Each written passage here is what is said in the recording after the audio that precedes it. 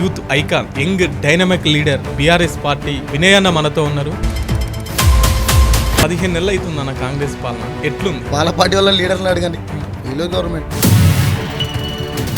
Clarity లేదు, ఒక vision లేదు, నూటా మాటలు. అధికారం పోయిన బాధతోనే, అక్కస్తోనే ఇవన్నీ మాటలు. ఇప్పుడు బై ఎలక్షన్స్ పెట్టినా తెలుస్తుంది నిజాయితీ ఏంది. 7 లక్షల కోట్ల అప్పు చేసి 6 గ్యారెంటీ ఇస్తప్పుడు 18,000 కోట్లు వస్తుంది, మీరు తెలియట్టాలి అది కట్టాలని తెలియదన్నా. లంకె బిందెలు ఉంటాయి అనుకున్నాడు, అంత డొల్లు ఉంది. లంకె బిందెలు అంటే ఎవరు చూస్తారన్న? దొంగలు, ఆ ఖజానా దోపిడీలు. మా దగ్గర ఒకటే రూల్, కేసీఆర్ రూల్. ఆయన ఏం చెప్తే ఇలా శాసనం. మా కార్యకర్తలు అట్లా ఉంటుంది. కవిత కాంగ్రెస్లో పోతున్నట్టుగా 7-8 మంది ఎమ్మెల్యేలను తీసుకుని అదని ఆలోచన. రెండు పిల్లలు కుడితే పిల్లలను సరి చేసి దానివల్ల ఎంత లాభం అవుతుందనేది చూసుకోవాలి తప్ప. కాళేశ్వరం కాదు, కూలేశ్వరం అని పేరు కూడా పెట్టింది కదా. కూలేశ్వరం అంటే ఇట్లా కూలేశ్వరం. కేసీఆర్ అసెంబ్లీ సాక్షిగానే చెప్పిండు ఒక మాట, కాళేశ్వరం ప్రాజెక్టులో కేసీఆర్ అరెస్ట్ అవుతారు అనుకుంటున్నారు. కాంగ్రెస్ అంటేనే కమిషన్, అది కొత్తగా చెప్పాల్సిన అవసరం లేదు. ఒకవేళ కేటీఆర్, కేసీఆర్ అరెస్ట్ అయితే పరిస్థితి ఏంది? పచ్చకామరకి ఎప్పుడు పచ్చగానే పడుతుంది. ఎందుకన్నా మీకు బీఆర్ఎస్ పార్టీ అంటే ఇంత పిచ్చి? బీఆర్ఎస్ పార్టీ అంటే కేసీఆర్ని రేవంత్ రెడ్డి పక్కనే నడిపిస్తే రాజకీయంలో కేసీఆర్ మించిన ఎవరు లేరు. రాజకీయం చేయాలని డిసైడ్ అయినామో ఆ రోజున బీఆర్ఎస్ ఉన్నాం, ఇప్పటివరకు బీఆర్ఎస్ ఉంటాం, ఎప్పటివరకు బీఆర్ఎస్లోనే ఉంటాం. రాజకీయం అంటే ఇప్పుడు ఎట్లయిందంటే ఓ దిక్కు వారసత్వం, ఇంకో దిక్కు డబ్బు. ఈ రెండు లేకుండా వినయ్ అన్న ఒక మాటతోని, పవర్తోని ఎట్లా ముందుకు రాగలుగుతున్నాడు? ఇంత ఫాలోయింగ్ని ఎట్లా పెంచుకోగలుగుతున్నాడు? అంటే రాజకీయం అనేది ఒక ఇంటికో, ఒక మనిషికో, వ్యక్తికో పరిమితం కాదు. 100 కోట్ల ఉన్న రాజకీయాలు చేయాలా, వానికే మరది చేయాలా, వారు రాగానే నమస్తే పెట్టాలి. నిరూపించడానికి నేను రాజకీయాలకు వచ్చి నిరూపిస్తాను, రోజు వస్తుంది.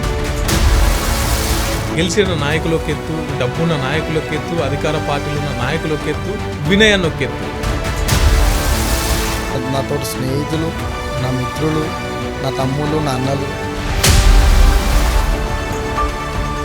వాస్తవం కూడా మా దగ్గర బంగారమేశ్వర టెంపుల్ బాగా ఫేమస్ అన్న. ఇంత చేస్తున్నావు కదా, ఎవరిని చూసుకొని చేస్తున్నావు? నీకు సపోర్ట్ ఎవరు? నీ వెనుక ఎవరు ఉన్నారు? ఎమ్మెల్యే మల్లారెడ్డి గారు మళ్ళీ యువరాజ్ అని పిలుస్తాడు. యువరాజు అంటే వాస్తవానికి ఏంటంటే నేను యువరాజుని లీడర్ చేసే వరకు నిద్ర కూడా. కేటీఆర్ దగ్గరికి మిమ్మల్ని తీసుకెళ్ళి ఈయన నా వారసుడు, నా బ్రదరు అని చెప్పేసి పరిచయం చేసినట్టుగా కార్పొరేటర్గా చేస్తున్నారని ప్రచారం. మనకు వచ్చిన దేని అవకాశం వదులుకోము, రాకపోయిన అవకాశం గుంజుకొని మరీ చేస్తాం. యువతకి మీరు ఏం చెప్పాలనుకుంటున్నారు? ఒకవేళ పార్టీ ఆశీర్వదించి మీకు టికెట్ ఇస్తే గెలిచే అవకాశం ఉందా? పలుకుబడి లేనోడు అయ్యిండు, డబ్బు లేనోడు అయిందని కుట్రాట్లు బాగా చేస్తారు. నువ్వు కొన్ని కొడితే నమస్తే పెడుతూనే నీకున్న దమ్ము, నీకున్న కెపాసిటీ, నీకున్న ఫాలోయింగ్, నీకున్న క్రేజ్. వాళ్ళని మీరు మాటినకపోతే నెక్స్ట్ అటాక్ అయినా ఆడే ఇంటాడు, వినిపిస్తారు. సమాజం చూసి, కష్టాలను చూసి, జీవితం ఇబ్బందులను చూసి. ఇంట్లో ఒక 4 ఊడితే పెంచి పెద్ద చేసిన అమ్మాయిని కూడా వృద్ధాశ్రమం చేసిన రోజులనే ఇది. ఇప్పుడు ఉన్న రేపు పొద్దునున్న 100 మందిని మనం సాయం చేసిన 100 మందిలో 50 మంది మనం కలిస్తే అదే బ్లెస్సింగ్స్ అన్న.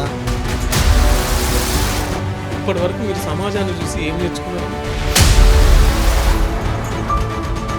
ఎట్లుందన్న బీజేపీ పాలన, నరేంద్ర మోడీ పాలన దేశంలో?